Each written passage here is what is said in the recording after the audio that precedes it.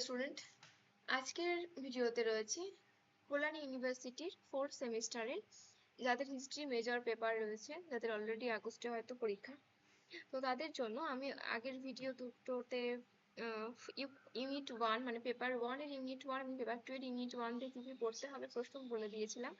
আজকে রয়েছে তোমাদের পেপার 1 এরই সেকেন্ড ইউনিট থেকে তোমাদের কি কি প্রশ্ন পড়তে হবে সেই বিষয়গুলো, সেই প্রশ্নগুলো।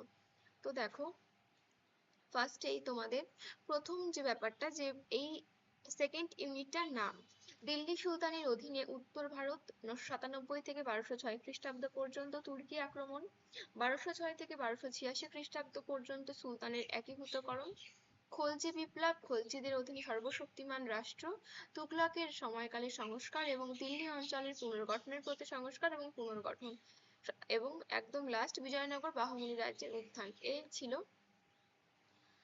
ছিল তোমাদের এই ইউনিট 2 এর মানে পেপার 1 এর ইউনিট 2 এর সেক্টরটা। তো এখান থেকে তোমাদের যেগুলো পড়তে হবে সেটা হচ্ছে দিল্লি সুলতানের প্রকৃত প্রতিষ্ঠাতা হিসেবে ইলতুৎমিশের কৃতিত্ব। তারপর ইলতুৎমিশ কিভাবে ভারতের সুলতানি শাসনকে সংহত করেছিলেন। আচ্ছা, টিকা লেখো ইকতা ব্যবস্থা, এটাও পড়তে হবে। নেক্সট 4 নাম্বার আলাউদ্দিন খলজির অর্থনৈতিক সংস্কারগুলি আলোচনা করো। 5 নাম্বার আলাউদ্দিন খলজির মূল্য নিয়ন্ত্রণ ব্যবস্থা সম্পর্কে আলোচনা করো। দেখো, এই প্রত্যেকটাই অর্ডার দিয়ে আসতে পারে, বাট আমি ইন্ডিভিজুয়ালি প্রত্যেকটা আলাদা আলাদা করে প্রশ্ন দিয়ে দিয়েছি। এগুলো অর হিসেবে আসতে পারে, কারণ অর্থনৈতিক সংস্কারের মধ্যেই আলাউদ্দিন খলজির মূল্য নিয়ন্ত্রণ ব্যবস্থা থাকবে। তো যদি অর্থনৈতিক সংস্কার আসে তাহলে তোমাকে মূল্য নিয়ন্ত্রণ ব্যবস্থা অটোমেটিক্যালি অ্যাড করতে হচ্ছে অ্যান্সারের মধ্যে, আর যদি শুধুমাত্র মূল্য নিয়ন্ত্রণ ব্যবস্থা আসে সেক্ষেত্রে শুধুমাত্র মূল্য নিয়ন্ত্রণ ব্যবস্থাই করতে হবে। 6 নাম্বার প্রশ্ন বাজার নিয়ন্ত্রণ ব্যবস্থায় আলাউদ্দিন খলজি কি কি ব্যবস্থা গ্রহণ করেছিলেন। 7 নাম্বার প্রশ্ন আলাউদ্দিন খলজি রাজতান্ত্রিক আদর্শ সম্পর্কে আলোচনা করো। 8 নাম্বার প্রশ্ন খলজি বিপ্লবের প্রধান গুরুত্ব কি ছিল। 9 নাম্বার সুলতানা রাজিয়ার কৃতিত্ব এবং ব্যর্থতা। নেক্সট সুলতানি সাম্রাজ্যের পতনের কারণ সম্পর্কে আলোচনা করো।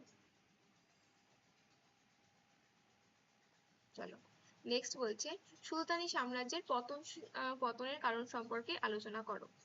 তারপর ফিরোজ শাহ তুগলকের জনহিতকর কার্যগুলি বা নীতিগুলি সম্পর্কে আলোচনা করো, অথবা এটা দিয়ে আসতে পারে ফিরোজ তুগলকের বিভিন্ন সংস্কারমূলক কার্যাবলীর পরিচয় দাও, এটাও আসতে পারে।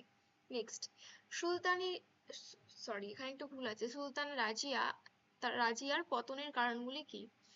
সুলতান রাজিয়ার পতনের মূল কারণগুলি আলোচনা করো। 13 নম্বর প্রশ্ন গিয়াসউদ্দিন বলবনের কৃতিত্ব আলোচনা করো। নেক্সট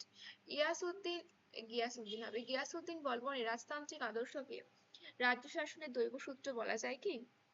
15 নম্বর প্রশ্ন মোহাম্মদ বিন তুগলককে পাগলা রাজা বলা হয় কেন, অথবা মোহাম্মদ বিন তুগলককে বৈপরীত্যের সংমিশ্রণ বলা চলে কিনা বিচার করো, অথবা মোহাম্মদ বিন তুগলকের অর্থনৈতিক সংস্কারগুলি সম্পর্কে আলোচনা করো। মূলত মোহাম্মদ বিন তুগলকের হঠকারী সিদ্ধান্তের জন্যই তাকে পাগলা রাজা বা বৈপরীত্যের সংমিশ্রণ বলা হয়, কিন্তু আলটিমেটলি এটা দেখা যাবে যে আমরা হয়তো প্রাথমিকভাবে পড়লে এটা দেখতে পাবো যে মোহাম্মদ বিন তুগলক ভুলভাল সিদ্ধান্ত নিয়েছেন, কিন্তু তা কিন্তু আদতেও হয়নি, কারণ তিনি যুগের থেকে অনেক বেশি এগিয়েছিলেন। তো তিনি যেই পদক্ষেপগুলো নিয়েছিলেন সেই পদক্ষেপগুলো অবশ্যই এক একটা প্রগতিমূলক পদক্ষেপ, কিন্তু সেই সময়কার যুগের সঙ্গে তাল মিলিয়ে চলার মতন এই পদক্ষেপটা ছিল না। সেটা অলরেডি অনেক যুগোপযোগী একটা পদক্ষেপ ছিল না, সেই কারণে তার অর্থনৈতিক সংস্কার বা যে সংস্কার উনি করতে চেয়েছেন সেগুলো ব্যর্থ হয়েছে, সেই কারণেই তাকে বৈপরীত্যের সংমিশ্রণ বলা হয়। কিন্তু সুলতানি যুগের মধ্যে সব থেকে বেশি শিক্ষিত ব্যক্তি কিন্তু বা সুলতান কিন্তু তিনিই ছিলেন। চলো নেক্সট মোহাম্মদ বিন তুগলক দিল্লি থেকে দৌলতাবাদের রাজধানী স্থানান্তর করেছিলেন কেন এবং তার ফলে কি হয়েছিল। 17 নম্বর প্রশ্ন মোহাম্মদ বিন তুগলক তাম্র মুদ্রা কেন প্রচলন করেছিলেন এবং তার ফল কি হয়েছিল। মোহাম্মদ বিন তুগলকের দুটি সংস্কার সম্পর্কে আলোচনা করো। আচ্ছা, এরপরে আসবো আমরা বিজয়নগর বাহুমনি সম্পর্কে। বিজয়নগর বাহুমনি থেকে করা প্রশ্ন তোমাদের পড়তে হবে। মাহমুদ গাওয়ানের কৃতিত্ব আলোচনা করো। রাজা কৃষ্ণদেব রায়ের অবদান সম্পর্কে আলোচনা করো। ন্যায়াঙ্করা প্রথা বলতে কি বোঝায়। বিজয়নগর বাহুমনি রাজ্যের সংঘর্ষের কারণ ব্যাখ্যা করো। বিজয়নগর রাজ্যের শাসন ব্যবস্থা এবং সংস্কৃতি সম্পর্কে আলোচনা করো। বাহুমনি রাজ্যের উত্থান সম্পর্কে আলোচনা করো। বিজয়নগর সাম্রাজ্যের প্রশাসনিক ব্যবস্থা সম্পর্কে আলোচনা করো। ওকে, এই ছিল তোমাদের ইউনিট 1 এর সেকেন্ড পেপার 2 এর ইউনিট 2 এর সমস্ত প্রশ্ন। আশা করা যায় তোমরা এগুলো করলেই, এর বাইরে আর কিছু তোমাদের পড়তে হবে না। টাটা, দেখা হচ্ছে নেক্সট ভিডিওতে, আজ এই পর্যন্তই।